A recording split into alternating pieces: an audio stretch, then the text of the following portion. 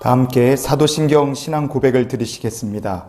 전능하사 천지를 만드신 하나님 아버지를 내가 믿사오며 그 외아들 우리 주 예수 그리스도를 믿사오니 이는 성령으로 잉태하사 동정녀 마리아에게 나시고 본디오 빌라도에게 고난을 받으사 십자가에 못 박혀 죽으시고 장사한 지 사흘 만에 죽은 자 가운데서 다시 살아나시며 하늘에 오르사 전능하신 하나님 우편에 앉아 계시다가 저리로서 산 자와 죽은 자를 심판하러 오시리라. 성령을 믿사오며 거룩한 공회와 성도가 서로 교통하는 것과 죄를 사하여 주시는 것과 몸이 다시 사는 것과 영원히 사는 것을 믿사옵나이다. 아멘. 하나님의 말씀을 봉독합니다. 룻기 2장 23절. 이에 룻이 보아스의 소녀들에게 가까이 있어서 보리추수와 밀추수를 마치기까지 이삭을 주우며 그의 시어머니와 함께 거주하니라. 아멘. 할렐루야. 오늘도 주님의 이름으로 여러분들을 환영합니다. 온라인으로 예배를 드리시는 모든 분들, 예배드리는 그곳에 우리 주님께서 여러분과 함께 하십니다. 은혜 받는 자리가 되시고 은혜 받는 시간이 되시기를 주님의 이름으로 축복합니다. 룻기 1장 1절 말씀을 보면 사사들이 치리하던 때에 그 땅에 흉년이 들었다 그랬습니다. 그래서 유다 베들레헴에 살았던 한 가족이 모압 땅으로 이사를 가기로 결정을 합니다. 그런데 그들이 내린 결정이 어떤 결과로 돌아왔습니까? 룻기 1장 3절부터 5절까지 말씀을 보면 남편이 죽고 두 아들이 죽었고, 그리고 이 나옴이라는 여인, 그리고 모압 땅에서 얻은 이 며느리 룻, 이렇게 두 사람만 유다 베들레헴으로 다시 돌아올 것을 결정하게 됩니다. 흉년 때문에 이사간 모압 땅에서 나옴이란 여인은 차마 말할 수 없는 어려움들을 많이 겪게 됩니다. 인생의 가장 어려운 시간을 보내고 돌아오게 됐을 때 이 나오미는 이런 소식을 이제 듣습니다. 룻기 1장 6절 말씀을 보면 그 여인이 모압 지방에서 여호와께서 자기 백성을 돌보시사 그들에게 양식을 주셨다함을 듣고, 아멘. 여호와께서 자기 백성을 돌보셨다. 나오미는 비록 유다 베들레헴을 떠나온 지 여러 해였지만 여전히 하나님께서 나도 돌봐주실 것을 믿고 고향 땅으로 돌아갈 것을 결단합니다. 그래서 모압 땅을 떠나 유다로 돌아오죠. 그러나 유다 땅에 돌아왔을 때 나오미의 형편은 너무 몰골이 정말 안쓰러울 만큼 처참했습니다. 그 모습이 얼마나 안타까웠는지 나오미가 자기 혼자 이렇게 신세한탄을 해요. 룻기 1장 21절을 보면 내가 풍족하게 나갔더니 여호와께서 내게 비어 돌아오게 하셨느니라. 여호와께서 나를 징벌하셨고 전능자가 나를 괴롭게 하셨거늘 너희가 어찌 나를 나옴이라 부르느냐 하더라. 아멘. 흉년을 피해서 모압 땅에 갔다가 망해서 돌아온 나오미의 삶입니다. 거짓골로 고향 땅에 돌아왔어요. 그런데 왜 성경이 이런 이야기를 우리에게 들려줍니까? 왜 나오미의 이야기를 왜 하나님께서 우리에게 성경을 통해서 들려주실까요? 그것은요, 어떤 상황 속에서도, 어떤 고난 속에서도 우리를 돕고 계시고 인도하시는 하나님의 섭리가 늘 함께 하신다는 것을 이 나오미의 이야기를 통해 우리에게 말씀해 주고 계신 줄 믿습니다. 룻기 1장 22절 말씀을 보실까요? 나오미가 모압 지방에서 그의 며느리 모압 여인 룻과 함께 돌아왔는데 그들이 보리추수 시작할 때에 베들레헴에 이르렀더라. 아멘. 베들레헴으로 다시 되돌아왔을 때 왜 하필이면 보리를 추수할 때였을까? 이 추수 때문에 나오미는 누구를 만나게 됩니까? 보아스를 만나게 됩니다. 보아스는 어떤 사람이냐? 그는 그 시대에 하나님을 신뢰하는 신실한 사람이었습니다. 보아스의 시대, 사사들이 다스리던 시대였고, 사사들의 시대에 이스라엘 백성들은 하나님의 말씀을 자기 말씀이 아니라 자기들 멋대로 인생을 살고 있었습니다. 그런데 그런 시대에도 보아스는 남들과 다른 믿음을 가지고 사는 사람이었어요. 룻기 2장 4절을 보실까요? 마침 보아스가 베들레헴에서부터 와서 베는 자들에게 이르되 여호와께서 너희와 함께 하시기를 원하노라. 아멘. 여호와께서 너희와 함께 하시기를 원한다. 보아스는 자기를 위해 일하는 일꾼들에게도 하나님의 이름으로 그들이 복 주시기를 원한다고 말하는 사람이었습니다. 보아스의 마음의 중심은 그가 같은 시대를 살았던 다른 사람들과 완전히 다른 사람이었습니다. 그는 자기의 밭에 와서 보리 이삭을 줍는 룻을 또한 그냥 보고 지나치지 않았어요. 룻기 2장 8절을 보면 보아스가 룻에게 이르되 내 딸아 들으라, 이삭을 주우러 다른 밭으로 가지 말며 여기서 떠나지 말고 나의 소녀들과 함께 있으라. 아멘. 보아스는 룻을 돌봐주었어요. 그는 하나님의 마음이 그 심령에 있는 사람이었습니다. 하나님의 백성다운 따뜻함이 그의 마음속에 있었어요. 자, 룻의 입장에서 보면 이 상황을 어떻게 우리가 볼 수 있습니까? 룻의 입장에서는 이 보아스라는 사람은 잘 알지도 못하는 사람입니다. 그런데 그 보아스를 통해 룻은 자기 자신뿐 아니라 시어머니와 함께 목숨을 부지할 수 있었어요. 나오미는 보아스가 보여준 사랑의 손길을 통해서 무엇을 확인할 수 있었습니까? 하나님께서 자기 백성을 돌보신다는 그 하나님의 사랑을, 그 언약을 나오미는 또한 확인할 수 있었습니다. 여러분, 예나 지금이나 하나님께서 택하신 자기 백성을 돌보십니다.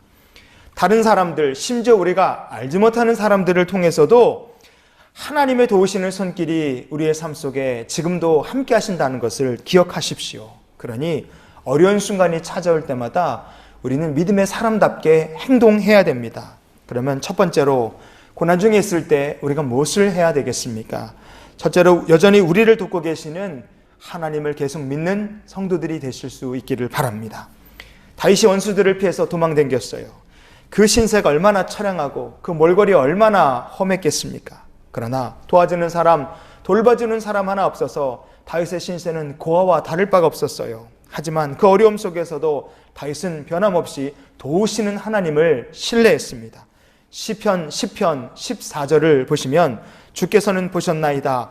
주는 재앙과 원한을 감찰하시고 주의 손으로 갚으려 하시오니 외로운 자가 주를 의지하나이다. 주는 벌써부터 고아를 도우시는 이시니이다. 아멘. 다윗의 믿음은 주님께서 지금도 나를 돕고 계시다. 지금도 억울한 자, 눌린 자를 하나님께서 지금도 돕고 계시다. 고아와 같이 버려두지 않으시고 도우신다. 이것이 다윗의 믿음이었습니다. 여러분, 어려움은 누구에게나 올 수 있습니다. 다윗이 믿음이 없어서 고난당한 것이 아닙니다. 욥이 믿음이 없어서 고난당한 게 아니에요. 나오미가 모압 땅에 갔다가 남편이 죽고 두 아들이 죽고 쫄딱 망해서 거지꼴로 돌아온 것은 모압 땅에서 나오미가 뭐 엄청난 죄를 저지르고 범죄했기 때문이 아닙니다. 이 세상 살다 보면 고난은 누구에게나 찾아올 수 있어요. 나는 고난이 좋다, 이렇게 고난이 좋다고 환영하는 사람 우리 중에 하나도 없습니다. 그런데 고난은 우리에게 찾아옵니다. 엄연하게 교회에도, 믿는 성도에게도, 목회자 선교사에게도 고난이 찾아옵니다. 그렇기 때문에 고난의 문제는 믿음이 좋다, 믿음이 나쁘다, 믿음이 있느냐 없느냐, 그것을 뛰어넘는 문제입니다. 이스라엘의 멸망 때문에 바벨론에 끌려간 다니엘, 그는 믿음이 충만한 사람이었어요. 그런데 그가 겪는 현실은 고난이 가득한 현실이었습니다. 우리가 당하는 고난 어떻습니까? 믿음이 가득한 성도도 고난당하고 믿음이 없는 사람도 같이 고난당하는 시절입니다. 미국에서 코로나 바이러스 때문에 실업자 2천만 명이 발생했다 그래요. 우리나라로도 실업자가 많이 생기고 있습니다.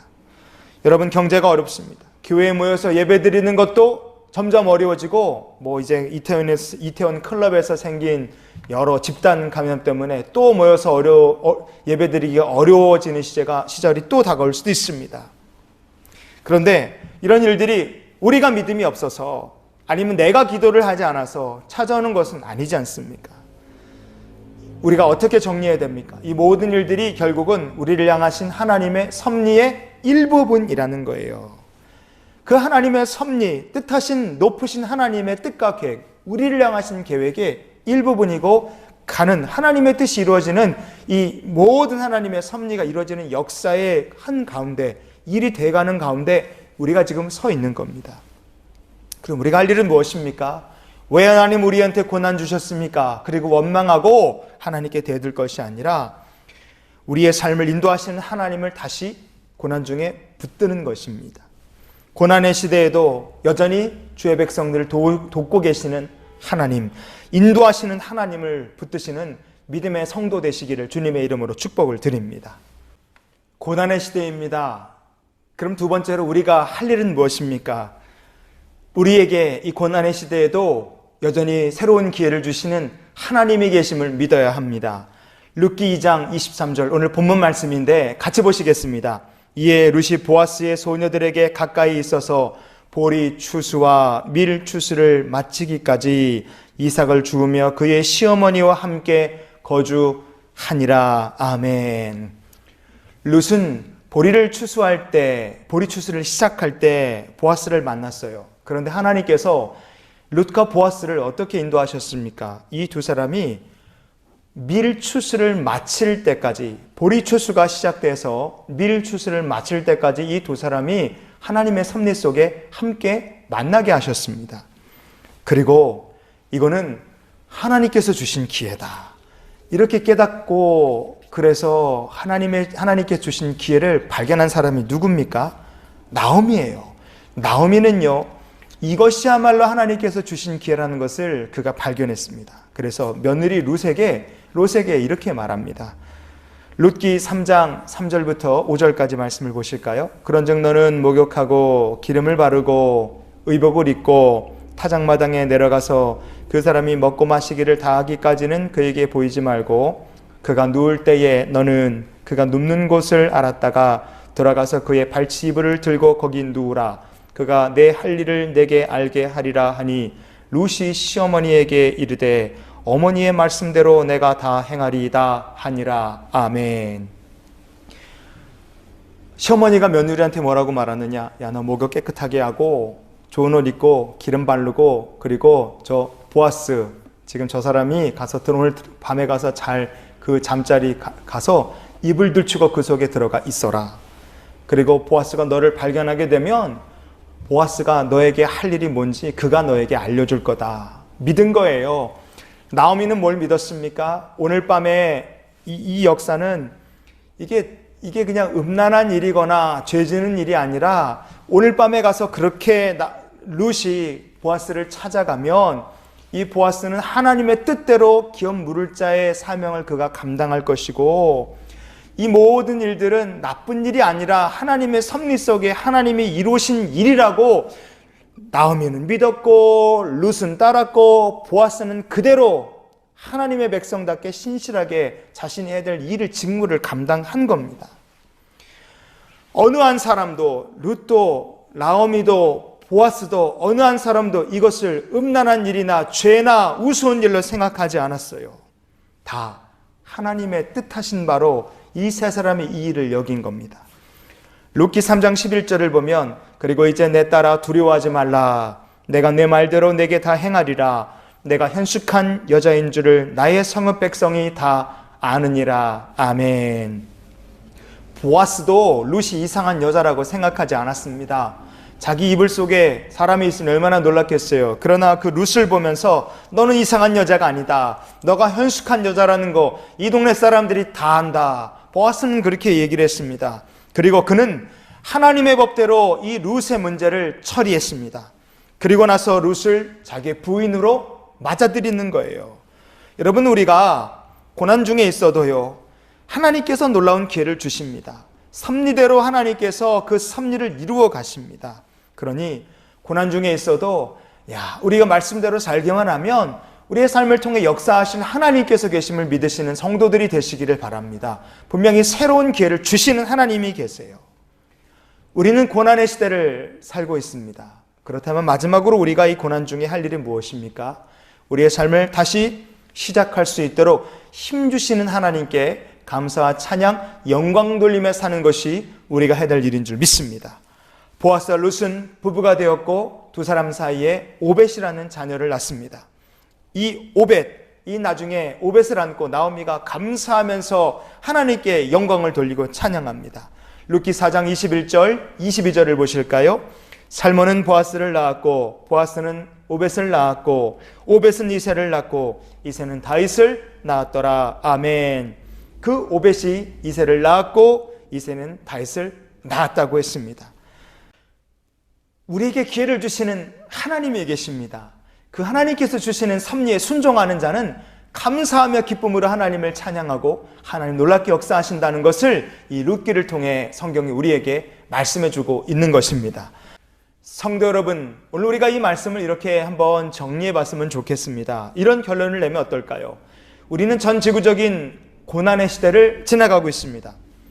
누군가의 잘못한 사람이 있을 수도 있죠. 그러나 최소한 예배를 드리는 저와 여러분의 잘못 때문에 이 고난이 이 땅에 지금 이렇게 찾아온 것은 아니라고 생각합니다.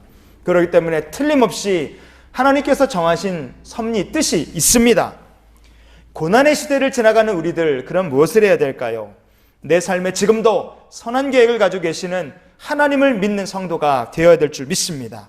우리의 삶에 일어난 그 어떤 일도 장난으로 받아들이거나 아니면 절망으로 받아들이는 일이 없어야 됩니다. 오히려 하나님의 섭리임을 우리가 굳게 믿어야 됩니다. 반드시 내 삶에 하나님께서 새로운 기회를 주실 것이고 감사하며 찬양할 일들을 열매로 주실 것이다. 이것을 믿는 우리 모두가 될 수 있기를 원합니다. 그렇게 하려면 우리는 이렇게 살아야 됩니다. 세상은 지금 코로나 바이러스, 크루드 오일, 그리고 컴퍼니 뱅크럽트, 이 세 가지 CCC를 붙잡고 두려워 떨며 살고 있습니다. 바이러스가 두렵고 곤두박질 치는 기름값이 두렵고 언제 잘릴지 모르고 언제 내가 다니는 회사가 망할지 모르는 이 실업의 두려움에 우리가 붙들려 살고 있습니다. 그러나 같은 고난의 시대를 살아가는 성도라면, 하나님께서 살아계시고 지금도 기회를 주시는 것을 믿는 성도라면 우리는 어떤 CCC를 붙잡고 살아야 되겠습니까? 일단 첫 번째 C, 예수 그리스도. 우리는 우리의 주님을 붙들고 이 시대를 사는 성도가 되어야 될 줄 믿습니다. 두 번째는 처치, 우리의 믿음의 이 터전이 되는 교회를 붙잡아야 됩니다. 현장에 나와서 성전에서 예배를 드리던 아니면 온라인으로 예배를 드리던 그것은 중요하지 않습니다. 이 고난의 시대에 내 영혼의 곳간을 채울 성전이 여러분의 마음속 중심, 신앙의 중심에 있기를 주님의 이름으로 축복합니다. 마지막은 무엇입니까? 콜링입니다. 우리를 향한 하나님의 부르심. 우리가 세상에 와서 살다가 죽으라고 하나님께서 우리를 창조하신 것이 아닙니다. 하나님께서 우리를 부르신 분명한 콜링, 목적이 있습니다. 하나님께서 부르셨으니 고난의 시대에도 사명을 감당할 수 있도록 우리를 도우실 것입니다. 고난의 시대에도 하나님께 감사할 수 있도록 여러분의 발걸음을 인도하실 것이고 복을 주실 줄 믿으시길 바랍니다. 이번 한 주간도 우리는 그리스도를 붙들고 교회를 붙들고 우리의 부르심을 붙들고 그 사명에 붙들려서 달려갈 길을 다 달려가는 믿음의 성도로 사는 저 여러분이 다 되실 수 있기를 주님의 이름으로 축원을 드립니다. 기도하시겠습니다. 전능하신 하나님, 하나님께 감사드립니다. 하나님의 은혜에 붙들려 사는 우리 모두가 되게 해주시옵소서. 그리스도의 은혜에 붙들려 살게 해주시고 아버지 하나님, 거룩한 교회의 지체로 부르셨으니 하나님 우리 심령에 내 영혼의 곳간을 채울 교회가 항상 있게 해주시옵소서. 그리고 자녀된 부르심, 제자된 부르심에 우리가 붙들려서 사명 잘 감당하는 성도로 이 한 주간을 살게 해주시옵소서. 오늘 예물을 구별해드린 모든 성도들 기억하시고 그 삶에 주의 은혜 넘치도록 부어주시며 하나님께서 우리 시대에 분깃이 되어주시고 우리 시대에 하나님 주신 새로운 사업의 기회, 새로운 취업의 기회, 새로운 축복의 기회를 발견하는 우리 모두가 되게 하여 주시옵소서. 이제는 우리를 사랑하신 우리 구주 예수 그리스도의 크신 은혜와 하나님 아버지의 크고 놀라우신 사랑과 성령님의 함께 동행하시며 내주 교통 역사 충만케 하신 은혜가 이제 이 한 주간을 시작하며 주님을 붙들고 교회를 붙들고 부르심을 붙들며 나아가기를 결단한 이 귀한 성도들의 앞날 위에 오늘 예배를 드린 모든 이들의 가정과 삶 속에 지금도 우리에게 새로운 기회 주시며 우리를 섭리로 인도하시는 하나님의 은혜가 영원토록 함께 하시기를 축원하옵나이다. 아멘.